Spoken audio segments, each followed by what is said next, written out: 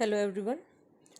कल के लिए निफ्टी की एनालिसिस। सबसे पहले कल जो इम्पोर्टेंट पॉइंट्स हमने डिस्कस किए थे एक बार रिकैप मैं आपको बता देती हूँ कि कल हमने डिस्कस किया था कि इस हाई के ऊपर जो कि क्लोज था कल का, यहाँ पर एक बाय ट्रेड इनिशिएट बनता है, लेकिन देखना इंपॉर्टेंट होगा कि प्राइस एक्शन कैसा है, किस तरह का कैंडल बन रहा है। तो फर्स्ट कैंडल सेकंड कैंडल दोनों ही टाइप की जो कैंडल्स हैं ये बिल्कुल भी एंट्री के लायक कैंडल्स यहाँ पर नहीं थे।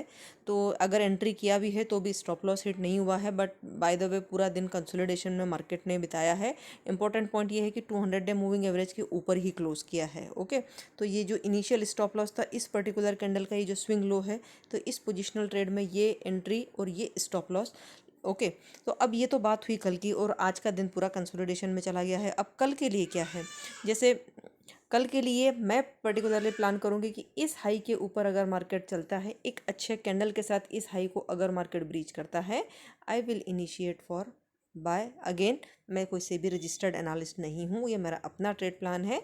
आप अपना ट्रेड अपने विवेक से, अपने फाइनेंशियल एडवाइजर की सलाह से करें। ये सिर्फ लर्निंग और एजुकेशन पर्पस के लिए है। यहाँ पर 200 डे मूविंग एवरेज के बेसिस पर हम जो एंट्री, जिस स्ट्रेटजीज पर मैं एंट्री और एग्जिट लेती हूँ, मैं सिर्फ उसी स्ट्रेटजी को यहाँ पर डेली बेसिस पर डिस्कस करती हूँ। तो ये एक सिंपल सा सेटअप है। अनदर इम्पॉर्टेंट आज के लिए क्या था, एक पॉइंट ये था, पॉइंटर ये था कि मैं यहाँ वेट कर रही थी कि अगर ये आज इस मूविंग एवरेज को ये कैंडल टच कर जाती तो आज का पूरा दिन मेरे लिए नो ट्रेड डे होता, मतलब मुझे फिर पूरा दिन मार्केट को देखना ही नहीं था। तो मूविंग एवरेज को टच, 200 डे मूविंग एवरेज को टच करते हुए कैंडल वाले दिन हम कोई ट्रेड नहीं लेंगे। ओके, जो जब हमें मार्केट एक क्लियर डायरेक्शन देगा किसी एक डायरेक्शन में जाने के लिए, तब हम ट्रेड इनिशिएट करेंगे। जैसे मार्केट ने यहाँ पर ऊपर की तरफ क्लोज किया, अभी यहाँ सस्टेन किए हुए कंसोलिडेशन में।